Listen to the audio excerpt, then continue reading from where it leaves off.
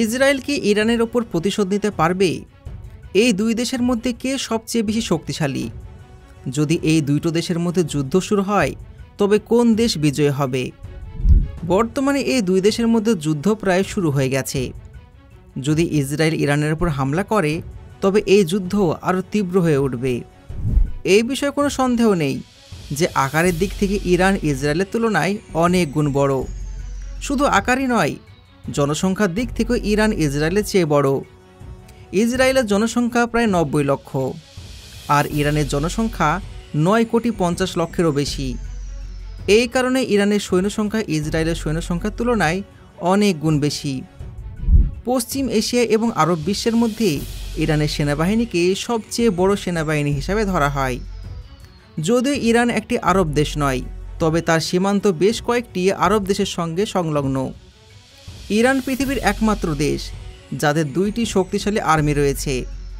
একটা হলো ইরানের জাতীয় বাহিনী অর্থাৎ ন্যাশনাল আর্মি, আর একটা আছে ইরানের IRGC সেনাবাহিনী। এই দুই বাহিনী একে অপরের তুলনায় কোনো অংশেই কম নয়। ইরানের সেনাবাহিনীর মধ্যে 5,80,000 সক্রিয় সৈন্য রয়েছে। এছাড়া প্রায় 2 লক্ষ রিজার্ভ সৈন্য রয়েছে। অন্যদিকে আবার ইসরায়েলের কাছে প্রায় 1,70,000 সক্রিয় সৈন্য রয়েছে এবং 4,65,000 রিজার্ভ সৈন্য রয়েছে। ইসরায়েল গাজার সঙ্গে যুদ্ধ শুরু হওয়ার আগেই নিজের রিজার্ভ সৈন্যদের সক্রিয় করেছে। তবুও ইসরায়েলের সামরিক শক্তি ইরানের তুলনায় 3 গুণ কম। যদি অন্যদিকে নেভির কথা বলা হয় তবে ইসরায়েলের নেভির হাতে তুলনামূলকভাবে কম অস্ত্র রয়েছে। ট্যাঙ্কের ক্ষেত্রেও ইরানের তুলনায় ইসরায়েলের হাতে কম ট্যাঙ্ক রয়েছে। তবে এগুলো হচ্ছে প্রকাশিত রিপোর্টের তথ্য। ভেতরের প্রকৃত তথ্য জানতে গেলে আমরা দেখতে পাব একটি ভিন্ন বাস্তবতা। কারণ এই দুই দেশেই নিজেদের সামরিক শক্তি এবং অস্ত্রাগার সম্পর্কে অনেক কিছু গোপন করে রাখে। কত সংখ্যক অস্ত্র ও সামরিক সরঞ্জাম তাদের কাছে রয়েছে তা খুব কম মানুষই জানে। তবে ইসরায়েলের একটি বড় শক্তি হলো আমেরিকার সমর্থন। আমেরিকা সবসময় ইসরায়েলের সার্বভৌমত্ব রক্ষা করতে পাশে দাঁড়িয়েছে। গাজার সঙ্গে যুদ্ধের সময় আমেরিকা ইসরায়েলকে সমর্থন দিয়েছিল, যদিও ইসরায়েল আমেরিকা থেকে 1000 কিলোমিটার দূরে অবস্থিত। তবুও এই দুইটি দেশ কার্যত একই সঙ্গে কাজ করে। যুদ্ধের সময় আমেরিকা ইসরায়েলকে বিলিয়ন বিলিয়ন ডলার দিয়ে সাহায্য করছে। যুদ্ধ ছাড়াও প্রতি বছর আমেরিকা ইসরায়েলকে 3.5 থেকে 4 বিলিয়ন ডলার সাহায্য প্রদান করে থাকে, যাতে ইসরায়েল তাদের সামরিক শক্তি আরও বৃদ্ধি করতে পারে। এছাড়াও মাঝে মধ্যে আমেরিকা পার্লামেন্ট থেকে ইসরায়েলের জন্য বড় বড় সহায়তা প্যাকেজের ঘোষণা করা হয়। আমেরিকা এবং ইসরায়েলের সম্পর্ক এতটাই গভীর যে আমেরিকার অত্যাধুনিক অস্ত্র এবং প্রযুক্তি কার্যত ইসরায়েলের জন্য সহজলভ্য। যে সমস্ত সামরিক বিশেষজ্ঞরা আমেরিকার জন্য কাজ করেন তারা ইসরায়েলের নিরাপত্তা নিশ্চিত করতে সর্বদা প্রস্তুত থাকেন। ইসরায়েলের উপর কোনো আঘাত এলে তার প্রতিরোধ করতে সবসময় তৎপর থাকেন। যেমনটা আমরা দেখেছিলাম এপ্রিলে, যখন ইরান ইসরায়েলের উপর স্ট্রাইক করার প্রস্তুতি নিচ্ছিল।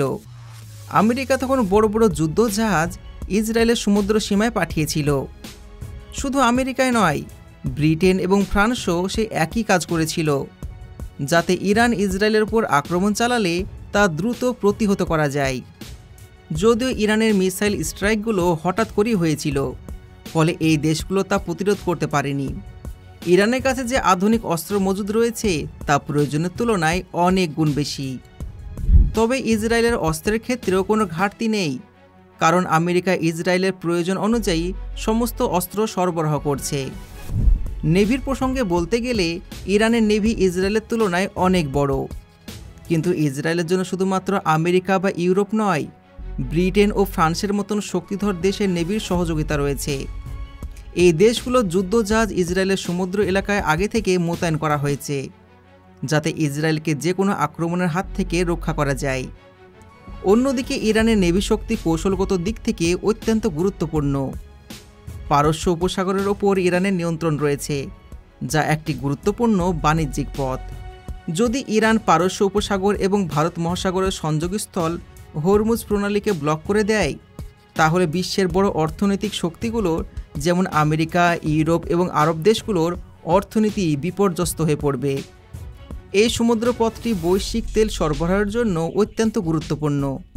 সৌদি আরব, কাতার, কুয়েত এবং অন্যান্য দেশের তেলও এই রুটের ওপরে নির্ভরশীল। এবার যদি আমরা এয়ার পাওয়ারের দিকে তাকাই, নেভি এবং স্থল সেনাবাহিনীর ক্ষেত্রেও ইরান ইসরায়েলের তুলনায় অনেক শক্তিশালী। তবে এয়ারফোর্সের ক্ষেত্রে ইসরায়েলের আধিপত্য সুস্পষ্ট। ইসরায়েলের কাছে 612টি ফাইটার জেট রয়েছে, যেখানে ইরানের কাছে রয়েছে 551টি। সংখ্যায় প্রায় কাছাকাছি হলেও ইরানের ফাইটার জেটগুলো আধুনিক নয়। অন্যদিকে আমেরিকা নিয়মিতভাবে ইসরায়েলকে F-15, F-16, F-35 মতন উন্নত ফাইটার জেট সরবরাহ করছে। যদি ইসরায়েল এই ফাইটার জেট ব্যবহার করে ইরানের ওপর হামলা করে, তবে দূরত্বের কারণে জেটগুলো জ্বালানি শেষ হওয়ার ঝুঁকি থাকতে পারে। তবে ইসরায়েলের শক্তিশালী এয়ারফোর্সের মোকাবেলায় ইরান তার মিসাইল টেকনোলজি উন্নত করছে। গত কয়েক বছরে ইরান তার মিসাইল শক্তি দ্রুত গতিতে বৃদ্ধি করেছে। ইরানের মিসাইল টেকনোলজি এমন পর্যায়ে পৌঁছেছে যা দেখে পুরো বিশ্ব চমকে গেছে। ইরানের কাছে এমন কিছু মিসাইল রয়েছে যা আমেরিকা এখনও তৈরি করতে পারেনি। এই প্রযুক্তির মধ্যে মধ্যপ্রাচ্যের অন্যতম শক্তিশালী সামরিক বাহিনী গড়ে তুলেছে। মিসাইল টেকনোলজির পাশাপাশি ইরান ড্রোন টেকনোলজিতেও অত্যন্ত শক্তিশালী। রাশিয়া ইউক্রেন যুদ্ধের পর থেকেই ইরানের ড্রোন সারা বিশ্বকে অবাক করে দিয়েছে।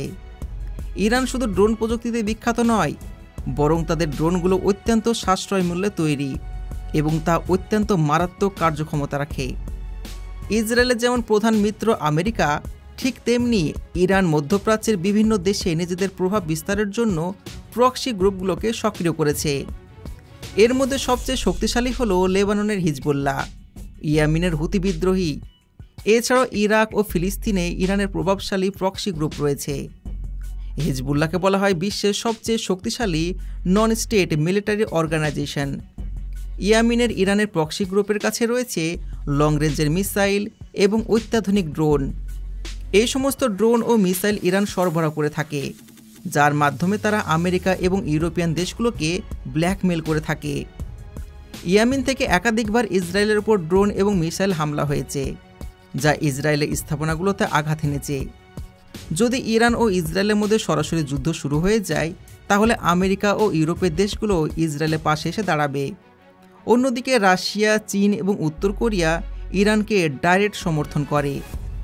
রাশিয়া ইতিমধ্যে ইরানকে রাশিয়া ইউক্রেন সংঘাতের সময় সমর্থন দিয়ে আসছে।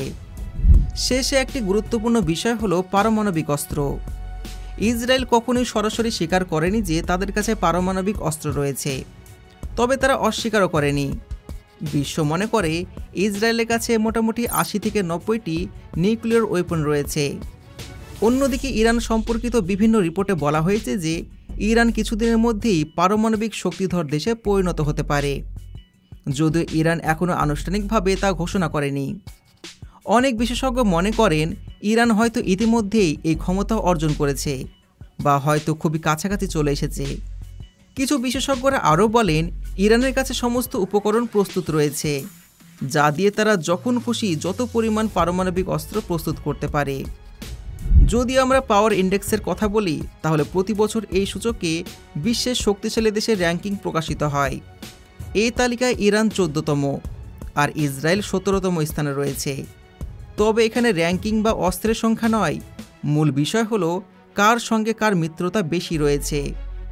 যদি পশ্চিমা দেশগুলো ইসরায়েলকে সমর্থন করে, তাহলে এটি ইসরায়েলের জন্য লাভজনক হবে। আর যদি তারা ইসরায়েলের বিরুদ্ধে অবস্থান নেয়, তাহলে ইরানের সামনে ইসরায়েল অনেক বেশি দুর্বল হয়ে পড়বে। তবে এই বিষয়ে আপনার মতামত কি? অবশ্যই কমেন্টে জানাবেন।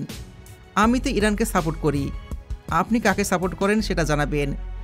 যদি আজকের ভিডিও ভালো লেগে থাকে, ভিডিওতে লাইক করুন, চ্যানেলকে সাবস্ক্রাইব করুন। দেখা হচ্ছে পরবর্তী ভিডিওতে। ধন্যবাদ।